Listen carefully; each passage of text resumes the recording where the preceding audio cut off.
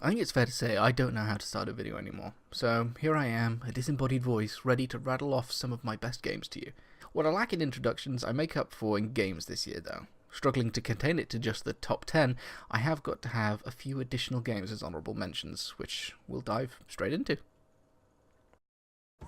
Firstly, and in no particular order, we have Moonlighter, a beautiful shop-running dungeon-delving roguelike that sees you exploring ancient dungeons in search of things to sell back to the people of town so you can buy better gear to go better dungeon diving. It mostly misses out on a spot for the unfortunate fact that whilst the dungeon exploration can be entertainingly stressful in trying to decide how much to bring back out with you, and the rolling animation is probably the best thing I've ever seen, the shop element can get rather stale once you find that golden price, or even when you realise the catalogue lists everything in descending order, meaning if you know two prices, you can work out where something else should be. Moss is one of my first proper sit down and play VR games, and I can't help but love Quill and all her mannerisms as you explore her miniature world as Spirited Away's No-Face, helping her platform around and defend herself from the things that mice need defending from. Unfortunately, I've not managed to beat the game due to a room that I just can't solve the puzzle of and thus can't progress. So whilst I continue to beat my headset against that particular wall trying to solve it, it just didn't feel right to give it a spot on my list, much like last year's Xenoblade Chronicles 2. But I greatly look forward to solving that particular chestnut soon and getting more of this gem under my belt. Speaking of tough puzzles, if you told me there would be a game where I play as an insurance investigator in 19th century England trying to work out what happened to a ship 3 years prior, I'd say you were mad. If you then followed it up by saying it was made by Papers, Pleases, Lucas Pope, I'd completely understand and instantly play it. And so it was with Return of the Obra Dinn, which sees you using a magic watch to view the last moment of those poor unfortunate souls. My main gripes with the game are: 1. I'm blind and couldn't work out how to unlock new chapters or see particular details, and 2. There definitely came a point in the late game where rather than actually trying to work out who people were, I would cycle through 6 different options until something stuck. That said, it would have been a close call for my number 11 spot were I to do such things.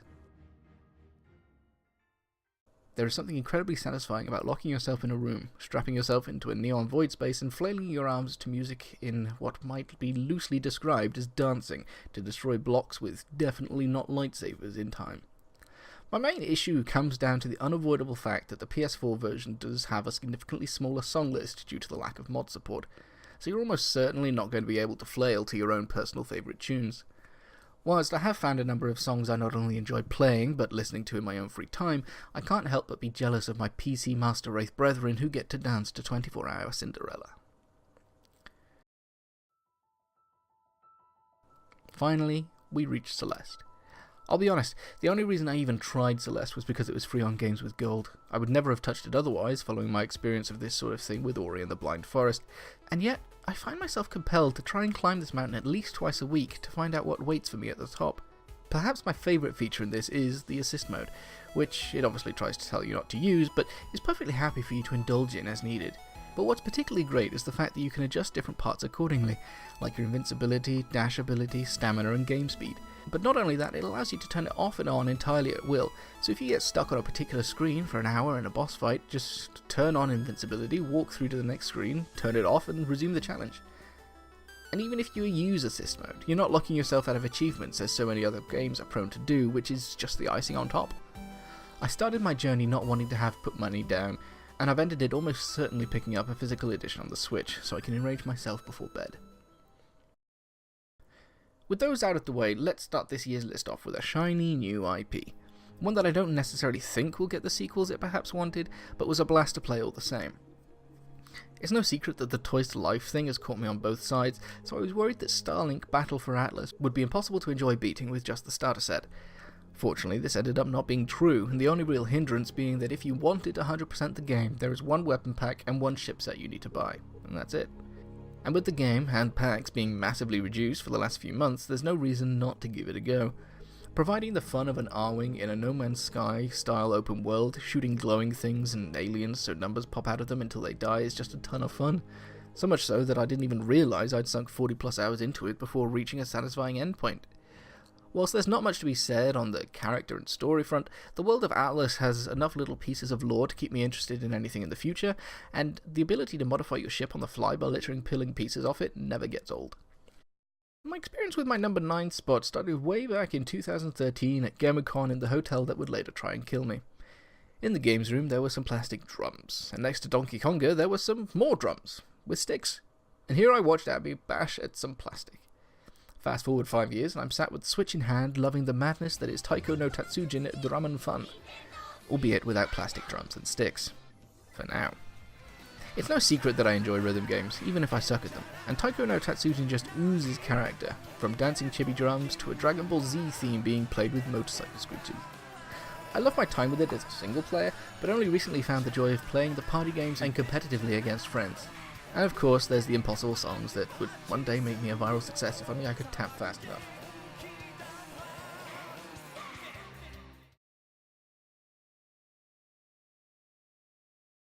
Ziplining straight to number 8 is everyone's favourite neighbourhood arachnid Spider-Man. I'm not one of those folks that experienced Spider-Man on the PS2, so surprisingly enough I was not on the hype train for Insomniac's entry, not helped by being completely unaware of the studio's pedigree, having only played and being frustrated with Sunset Overdrive. In the end it came along and continued to stay off my radar, but eventually it became the first of 2 games that I picked up this year solely because of the things people were saying about it. Reddit and Twitter were full of people doing cool things, flying through the air like an eagle unhindered by a blimp, and by that point I had enough store credit to get it for like 10 quid, so I figured why not. What I found was a satisfying superhero story that does the wonderful thing that Homecoming did in skipping Parker's origin story. Not being too clued in on Spider-Man lore, perhaps the twists were more surprising to me, but watching the evolution of a villain throughout the game was incredibly satisfying. Combat for me ultimately boiled down to informed button bashing, with only the occasional late game combo being pulled off successfully. And web slinging throughout New York City was just as fun in person as it had looked online, albeit there was a brief learning curve. By the end credits though, I'd spent so much time swinging that my controller's right trigger was definitely suffering. The open world provides enough small tasks to always have something to do just on the horizon without overloading the map with icons, giving the hope that I could indeed one day 100% the game if I was actually good at it, rather than having to just endlessly grind and hunt for collectibles. There were clearly things set up for a sequel, which I'd be shocked if it didn't happen, and I'll actively follow it when it gets announced. In my mind, I put VR off a lot for being too visually dark and oppressive, for fear that it'll trigger some element of claustrophobia in me. Moss has its moments of brightness, but spends a large amount of time thus far in dimly lit atmospheric rooms. Beat Saber has you literally standing in an expansive dark void, much like Thumper, and Tetris Effect ranges from one to the other depending on the level. But so far my number 7 has been continuously bright, joyful and full of life, which is an odd thing to say about a game featuring a robot with, as far as I can tell, absolutely no organic life other than the villain. I am of course talking about Astrobot. There's nothing better than settling in for a few levels of platforming goodness where the use of VR actually enhances the experience. You hear a robo-friend feeling sad? Have a look around. If you don't see him, maybe stand up a bit, look around those blind corners or over the edges that would spell death for you in a first-person game if you had blindly hoped. And not only does it enhance, it encourages you to do it. The game is fundamentally an on-rails platformer, so you can't go backwards. If you realise too late that you've missed a robo-buddy because you didn't explore enough, you'll just have to try again next time. Some are obvious, whilst others require a little more platforming and puzzle solving, so it's never a dull experience. To top it all off, there is nothing that is more likely to bring a smile to my face on a miserable day than watching everyone escape from my controller pod and have a jolly good dance at the end of the level. If you have access to PSVR and you've not played this, you really need to get on it. You owe it to yourself, and your new robo-pals. Rollin' into number 6 is something people might be a little disappointed to find missing that top 5 spot, Red Dead Redemption 2. I thoroughly enjoyed the first game and couldn't quite wrap my head around the idea of playing a sequel without playing as John Marston, who was clearly the best thing about it. Turns out I needn't have wondered, as Rockstar have made John maybe the 5th best character, even retroactively, as now I just want more of Arthur Morgan in my life. Maybe I'd have liked him less as a character if I'd played him more Black Hat, but I can never go more than a light grey without super saving and only going on a mild spree in Valentine before rebooting. I've seen other people make mention of it, but my largest complaint of the game is that it perhaps has a little too much going on. Between hunting, foraging, crafting, camp management, bounties, side quests, exploration, socializing, minigames and fishing, it just feels overwhelming. Within a few hours of leaving the initial starting area, I'd given up on most of them, finding the tracking mechanic to be too hard to make out against many backgrounds, and the distinction between forageable plants and none to be too small, literally running up to every bush in the hope that this one maybe has raspberries. And to be honest, I'm glad I did. Because by the end I hadn't needed to upgrade anything majorly and was instead able to just enjoy going around helping, mostly, the people of West Elizabeth and finding my way to the conclusion of the story. It's always tough with a prequel to do things interesting when you know how things are going to end up without being ham-fisted, but literally all I knew was that Dutch was going to bugger off to the mountains and Bill was going to live in a fort because I completely forgot about Javier. But as you see the gang so full of members, you're just left wondering. Do they leave and live happy lives, or have they met some unfortunate end at the hands of Rockstar's writing team? I haven't looked at the online at all, having found no enjoyment in GTA 5's online, and it'll probably stay that way. In all, I'm glad I spent my time with Mr. Morgan, but I don't think I'll return anytime soon. I've had my fill of the Wild West for now, with the exception being if I were to try and break tradition and go full black hat and screw up everything, just to see if we end up with a Walter White or generic evil guy number 7. Considering how much I adored its prequel, it might be surprising to see me A, cheating, and B, placing it so low on my list, but taking up the number 5 spot is Yakuza Kiwami 2 and 6. Now you might say that my main reason for not enjoying 6 so much was the complete lack of Majima, and you'd probably be right, but the other major factor is that at the time I've only known Kiryu for the time in Zero and Kiwami, which is by all accounts not a great deal of time. And so the major themes at play with Kiryu's growth and family culminating in the conclusion of his saga was somewhat lost on me until I get the chance to bridge the gap with 3, 4 and 5. That being said, I loved every moment. The game was filled with wonderful characters living in that bizarre Yakuza world, with an off-the-wall plot spiralling out from what is ultimately a small story about fatherhood and the sacrifices that involves, and the expected weird and wacky sub-stories featuring the people of Hiroshima and Kamurocho.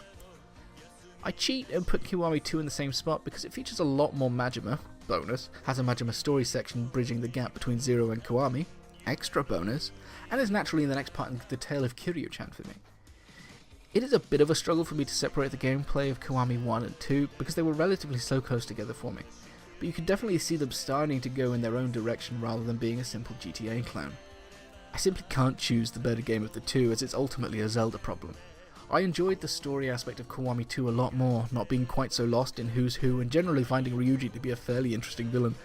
Whereas with 6 it definitely feels like the culmination of 13 years of work, with hard-hitting story beats and every bit of side content being tuned to perfection.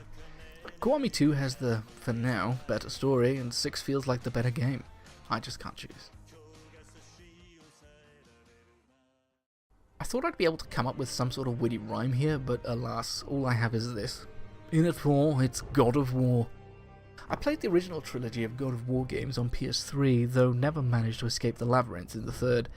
It's hard to remember exactly how I felt about those games, nearly 8 years on, but I have vague feelings of what I'd now call Warriors then, where I really didn't pay much attention to what was going on and just wandered around slashing at dudes and punching some gods in the face.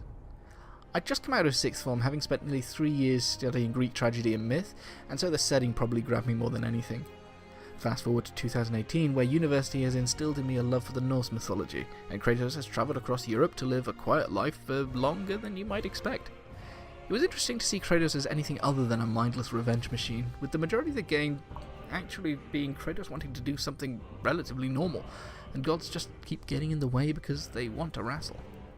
There are of course hints at a larger plot at play, and whilst those in the know of Norse myth might see some of the twists and turns coming, they're presented in such a clever way that rather than saying, I bet they're going to do this, that or the other, you're left thinking, man, it'd be cool if XYZ happens as an homage to ABC, but then what if it turns out that that person is actually so-and-so?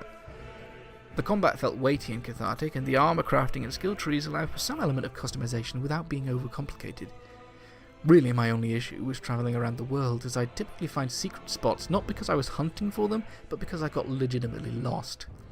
There's probably something to be said for that experience, and you can argue that that's what made Breath of the Wild so great, but here in a game where I'm so engrossed in character and story, it felt frustrating to not be able to continue because I ended up in a cave fighting trolls way above my station. I look forward to exploring the world more in a post-game setting in the future, and I'm eager to see what Santa Monica chooses to do with our favourite Spartan. Sorry, Chief. Number 3, it's Smash Ultimate. What am I supposed to say? I'm by no means a great Smash player. I enjoy playing as the pink puffball and landing on people as a happy block, but not quite a pure button masher either. I know what buttons do, but I don't always remember what they do for each character, made even harder now with a 70 plus roster. I fully expected Smash to appear in year 4 or 5 of the Switch's lifespan, something to almost wrap up the generation, so to have it announced and released during its second year was insane. The World of Light campaign is expansive, though not as story-heavy as Brawl Subspace Emissary, and is filled with spirit battles that let you chuckle at how smart they were and how they chose to represent certain characters within the game simply by some special rule sets. The lack of minigames level stuff is somewhat disappointing, but we're mostly here to smash, and smashing feels great. The Smashdown mode, where the roster shrinks ever more as you play, adds an extra layer to the battle. Do you play your best character first, or do you save them for later and instead try and guess your opponent's preferred characters and take them first? Do you wait to see who they pick and try to counter effectively, or do you pick people at random? I've not had a chance to play as much Smash as I would like, because I would like to play all of the Smash, but I hope by the end of 2019 to be an ultimate master, and manage to beat Evie and Bill at least twice in a row. Like a lot of people, I was skeptical of my number 2 spot, taking a beloved game in a long-standing franchise, remaking it for an HD debut on the Switch but with mechanics from a mobile game thrown in, and yet Pokemon Let's Go Eevee reignited a spark in me that I thought I'd lost with Black 2. A Pokemon game was fun to play, adorable to look at, and actually completable again with only the original 151 to try and catch. On top of that, my fears over the motion controls were mostly unfounded. 98% of the time, things work exactly as you intend them to, though that doesn't make it any less frustrating when you accidentally throw a ball super wide, but I guess that's my feeling as a trainer. Whilst the game can be described as significantly easier than its predecessors, in my mind I'm happy with that. I got to chill in a world of Pokemon with my best buddy Eevee, whilst making me excited to see what Game Freak have in mind for Generation 8 later in 2019. If they make a Let's Go Pichu and Let's Go Togepi, I'm 100% in. With so many big names already relegated to lower spots, my number 1 game of 2018 might confuse you, but allow me to brace you by asking this. To you, what makes a game Game of the Year worthy? Does it have to be the best looking or sounding thing you played? Or perhaps it needs to do something exciting or new mechanically? Or even lead you through a journey that just couldn't be conveyed through film or book? Whilst I'm genuinely curious to your answers and would love to hear them, I actually don't have one of my own. I had to consult 4 people before finalising my list, ultimately asking, can I really justify this game being better than everything else?